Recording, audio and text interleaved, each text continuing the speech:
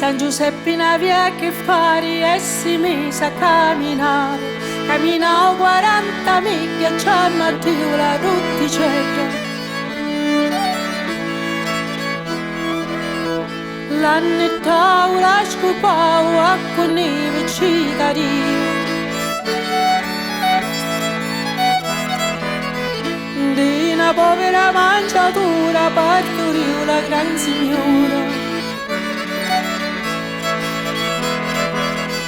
E si vedono bambinetto, menzo voglio lo sciccare.